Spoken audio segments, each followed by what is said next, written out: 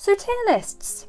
Those are a thing that have been about on YouTube for quite a while now, and I thought, why not come late into the game here, Fran, and do one of your own, but not to do with one particular thing. No, this is a channel of Percy Jackson and Avatar, so of course I had to combine the two.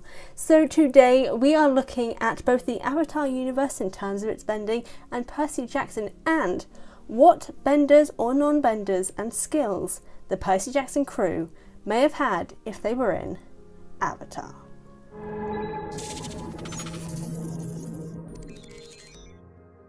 Alright, well, I guess I should mention this first actually. So, the art that I'm using in this tier list is from Viria, obviously the official artist for Rick Riordan's books. I'm gonna plan to do kind of like all the characters in the series. We'll see if that happens. We'll see how long this video ends up being. But for the thumbnail, I also want to give a massive shout out to Pacocha, who kind of gave me this idea really, and the thumbnail is of Annabeth as a Kyoshi warrior, and that kind of gives away a little bit of what Annabeth's going to be, but let's just pretend that didn't happen. So let us start with Alex Fierro. I'm hoping I'm saying that. Alex Fierro from Magnus Chase. Alex is a really interesting character because Alex is just really fiery, actually. Okay, actually, that was a quick decision.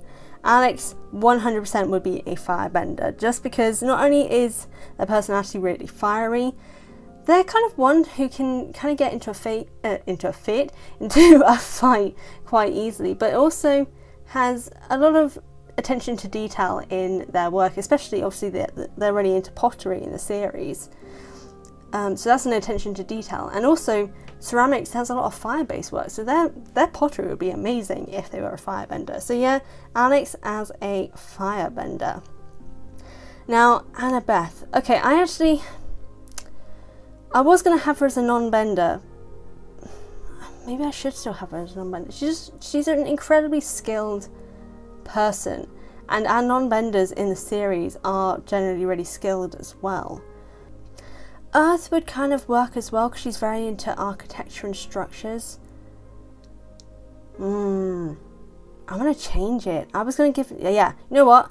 Annabeth, Earthbender. Blitzen. Oh, Blitzen, I'm so sorry. Blitzen is known for his fashion and his styling and his... I'd put him in non-bender. Oh, wait, no. Yeah, no, Blitzen, non-bender, because he's incredibly skilled in his creations. Technically, he does use sort of fire when he's making his like skills, like his metalwork skills that we see in one of the books. But non-bender just due to the skill with his hands in general, and kind of not really needing any extra abilities to do that. Kane Chronicles. So we've got Carter from the Kane Chronicles. Ooh, Carter. I'm trying to remember what skills he has in the book. I haven't read them in a while. He'd probably be a firebender as well, because I think he used something not exactly like fire, but considering like, oh God, what's the god's name? Horus is the one that he's involved with. It doesn't. Oh wait, no. Horus is bird. Oh, air. Okay, Carter is an airbender. It also works because he's really relaxed as a person as well, and he travels a lot, so he's got that nomadic nature. So yeah, no. Carter Kane as an airbender. Oh, Charles Backendorf, of course. Hold on. Firebender for Charles due to his Hephaestus and blacksmithing abilities. That was a quick and easy one. Chiron. Oh. I kind of want to put Chiron in air, just because I feel like he's got the sort of the air nomad sort of ability. He's very much I said that word twice. He's very much a teacher to everyone, and kind of makes me think a bit of like Gyatso and Tenzin. He has that mentor-like ability and is a teacher, and he can be patient, but he can also not be patient in certain things. So I think it makes sense for him. On to Clarice, who everyone has recently learned I'm a big stan of. Clarice is really quite hard-headed, which could work for an earthbender, admittedly, similar with Annabeth. But she could also technically be a non-bender, just due to her general skills. And then also, No, I wouldn't say she was a firebender. No, I'm going to put her as an earthbender. I think that makes sense for her to be an earthbender. She's hard-headed. She kind of goes in... She's kind of like Toph, really, I guess I'd say. She's kind of like Toph. So we got Frank Zhang next. Oh, this one may be controversial. I think Frank would be a non-bender. Like, just generally a really skilled non-bender. I don't know what kind of skill in particular. Like, oh, Yu Yen Archer. He'd be a Yu Yen Archer. They weren't benders, I don't think. I think they were just archers. So Frank is a Yu Yen Archer just because his archery skills peak. Grover. Oh, Grover. Yeah. Oh. So I think Grover would either be water or air, which may surprise people because you'd possibly think, well, non-bender would be the most understandable one. I'm going to go water actually, because I think water kind of makes sense just due to obviously the Air Nation is very spiritual, but from what we saw in like Legend of Korra and like the North Pole and South Pole in Legend of Korra, there's very much a very spiritual oasis element and spiritual nature to the water tribes, and I think that would be something that Grover would connect with. I don't think he'd like the cold, but I think he'd be also, you kind of get the environmental element, like polar ice caps and making sure they don't melt because we'll all die. Yeah, so Grover is a waterbender. I wasn't expecting that one, but I think that one's going to work. Hazel. Hazel 100% is an earthbender because she literally is an earthbender in the books as well. There is no other possibility. I think she would have the subbending element as well as a metal bender, just also due to her powers in the books itself. So I think, yeah, she would be an earthbending metal bender as well. And also 100% I think she'd be the person to unlock platinum bending, but who knows? Okay, Hearthstone. I would probably put in... trying to remember what... So he has his rune stones. I'd possibly put him... I'll put him in air. Just I feel like he has that sort of nature about him. He seems to calm everyone down a little bit, which I think has that sort of chill sort of element that the Air Nation often has. So yeah, I think air would work for him. Jason. Jason, I'm just going to put in fire. Maybe just for the kind of boring reason that he... Oh, wait, no. I know he has lightning. But due to his nature... actually, no, take it back. Putting him in fire, because the way he acts, like he's very much a sort of a military man. And I'm not saying this is slightly due to the 100-Year War, but also due to the sort of stoic nature of firebenders in general. We can look at Zuko, Mako, Azula, technically, as well. There's this stoicism about the Fire Nation, which I think we can kind of get from Jason. He's very kind of to the point and a stickler for the rules, whilst also not being a stickler for the rules. And then obviously the lightning bending, very much fire. I was going to put him in air just because he can fly, but I don't think that was enough reason to put him in there. Leo 100% of course is going to be fire. It'd be weird if I didn't put him in fire, because he is a literal firebender as well, similar to Hazel being a literal earthbender. Luke, just throw him away. Luke, I would say, would be a non-bender, mainly because in my mind I'm like, he 100% would have been like the lieutenant for the Equalists, like good message, good intentions, corrupted, and it goes poorly by the end. So I think that kind of ties in there. And also I think he'd be one of those, he'd be like a skilled bender, sort of like Piandao, but obviously not the good guy that Piandao is, like the skill with his sword. Obviously that was a big thing about Luke, was that he was very skillful with swords. So I think he would be a non-bender with a specific skill set towards swords and the craft of sword making or sword usage. I don't know what it's actually called when someone's skilled with swords, so take that with a grain of salt. Then we have King Magnus. Okay. I'm going to put Magnus in fire as well, actually. Just because his skills is about healing, but he's also the son of a summer god. Oh, wait. Well, healing is water. So that could work. No, I'm going to stick with fire, actually, because I'm just also thinking of like that spirit fire lady person whose name we don't get in book 2 of Legend of Korra, who does like this thing with fire that kind of cleanses Korra's spirit. Magnus would be that lady. Magnus is that lady. I feel like I need to do a video about her now, but this isn't, well, it's kind of after. I'll move on. Nico. Okay. Who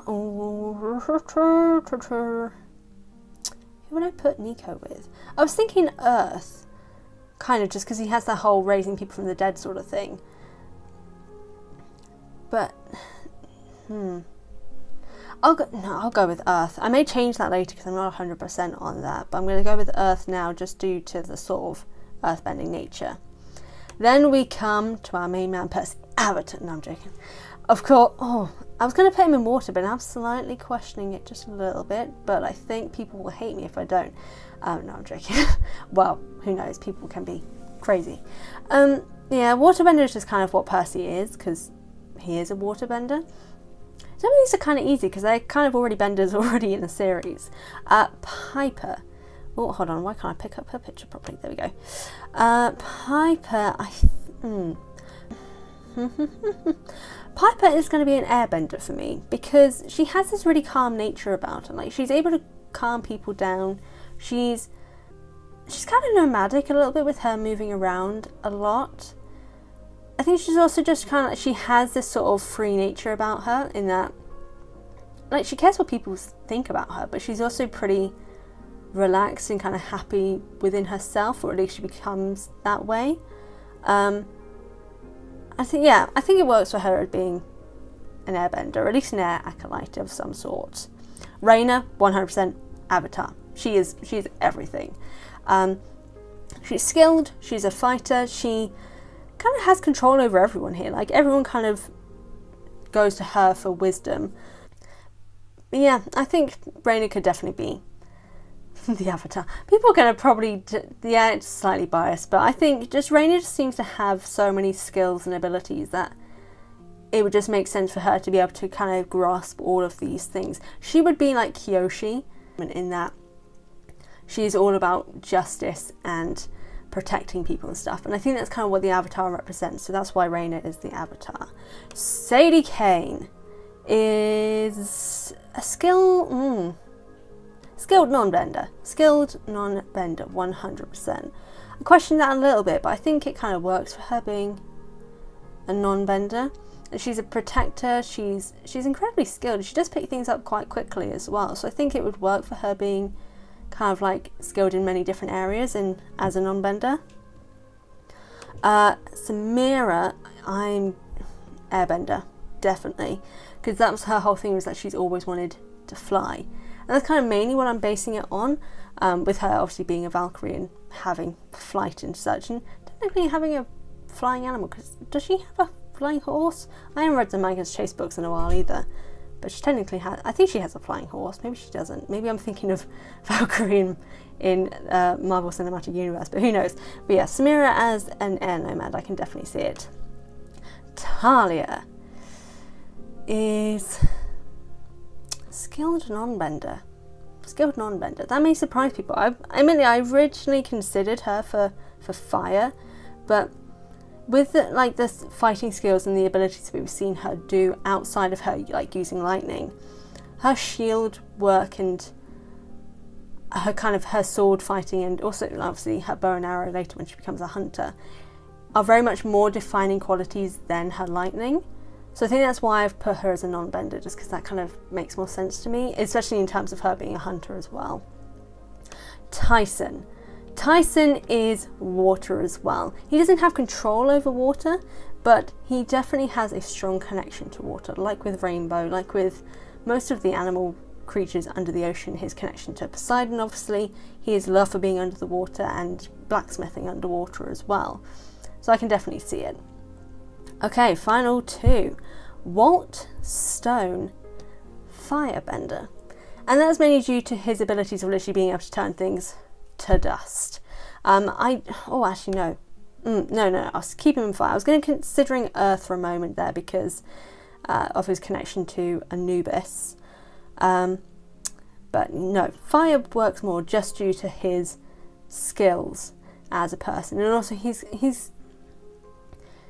not like Zuko, but he has that sort of aura about him. And then we have Zia. Zia is a waterbender due to her connections to her god as well, but also her backstory and such as well have very much water connections. And also she kind of reminds me a little bit of Korra. So that's kind of why she's going in there a little bit as well. And do I want to change anyone? I was questioning Nico, wasn't I? I think he works as an earthbender. I'm not the most happiest with it, but I think he works as an earthbender.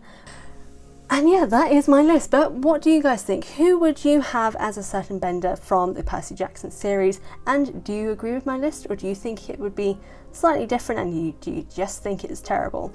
Let me know if you want me to share this with you guys. I don't know if I can, but I'll figure out how to do it probably. But yes, if you have your own ideas, be sure to let me know in the comment section down below.